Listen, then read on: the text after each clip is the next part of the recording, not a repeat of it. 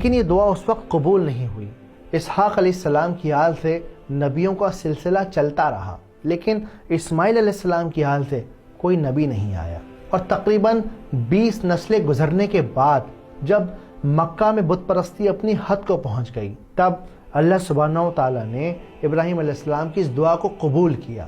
اس دعا کا جواب تھے آپ صلی اللہ علیہ وسلم۔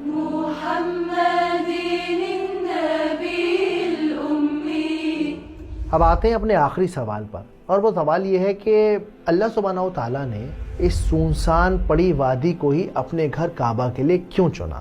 تو دیکھیے اس کے پیچھے کچھ وجہ ہیں۔ سب سے پہلی وجہ زیرو ڈسٹریکشن زون، یعنی کہ رومن اور پرشین امپائر ان جگہوں پر قبضہ کر لیتے تھے جہاں سے انہیں کچھ حاصل ہوتا تھا، لیکن عرب ایک ایسا علاقہ تھا جہاں کچھ پیدا ہی نہیں ہوتا تھا، پانی تک کے لالے پڑے ہوئے تھے لوگوں کو، تو وہاں پر کسی بھی امپائر کو کوئی انٹرسٹ نہیں تھا۔ اس وجہ سے یہ علاقہ بالکل نیوٹرل رہا، اور جہاں پر اسلام کو آزاد ماحول میں پھیلنے کے لیے جگہ ملی۔ اب یہ اللہ کا ایک ڈیوائن پلان تھا۔ دوسری وجہ، جب آپ کوئی چیز کسی ایسی جگہ بناتے ہیں جہاں پر پہلے سے آبادی موجود ہے، تو گزرتے وقت کے ساتھ وہ چیز اصل میں اس جگہ کی ہو جاتی ہے۔ جیسے شاہجہاں کا بنایا تاج محل اب آگرہ کا تاج محل کہلاتا ہے، راجہ مان سنگھ کا بنایا ہوا قلعہ اب آمیر کا قلعہ کہلاتا ہے۔ تو اگر اللہ کا گھر روم میں ہوتا یا پھر پرشیا میں ہوتا یا پھر کسی اور جگہ ہوتا تو وہ اصل میں رومن امپائر کا قلعہ یا رومن امپائر کا مندر کہلاتا، پر کیونکہ اس جگہ میں کوئی کشش نہیں تھی، کوئی وہاں رہتا نہیں تھا، کوئی آبادی نہیں تھی، تو کوئی بھی اس جگہ کو کلیم نہیں کر سکا، جس کی وجہ سے وہ گھر آج بھی بیت اللہ یعنی اللہ کا گھر کہلاتا ہے۔ ہم نے تقریباً 55 یا 54 پیجز پڑھ لیے رحیق المختوم کے۔ اب سوال یہ ہے کہ ٹھیک ہے جی پڑھ لیا، اب کچھ سیکھنے کو تو ملے، اخلاق کی تو کوئی بات پتہ چلے اس سے۔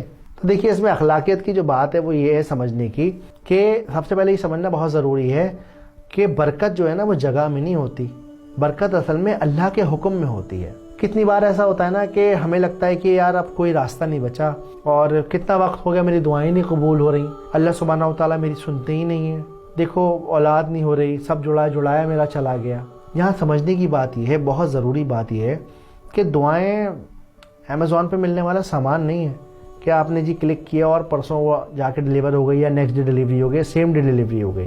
آپ نے دعا مانگی، اس نے سنی، اب اس کی مرضی وہ جب جواب دے، جب اس کو ٹھیک لگے گا، جب صحیح موقع ہوگا، جب صحیح وقت ہوگا، وہ تب جواب دے گا۔ بالکل اسی طرح ابراہیم علیہ السلام کی دعا 2-2.5 ہزار سال کے بعد قبول ہوئی۔ اس کے علاوہ 84 سال 85 سال کی عمر تک ہر روز دعا مانگنا اپنے رب سے آسان کام تو نہیں ہے۔ تو جیسے ابراہیم علیہ السلام نے کہا کہ اللہ سے مایوس ہو جانا گمراہوں کا کام ہے، تو جب کبھی مایوسی چھائے نا تو ابراہیم علیہ السلام کے بارے میں یاد کر لیا کیجیے گا۔ امید کرتا ہوں آپ کو ویڈیو پسند آئی ہوگی، بات سمجھ آئی ہوگی ہے۔ اس کے علاوہ کامنٹ سیکشن میں مجھے یہ ضرور بتائیے کہ آپ کا اس ویڈیو کو لے کر کیا فیڈ بیک ہے، آپ نے کچھ سیکھا یا نہیں سیکھا۔ جزاکم اللہ خیر، السلام علیکم۔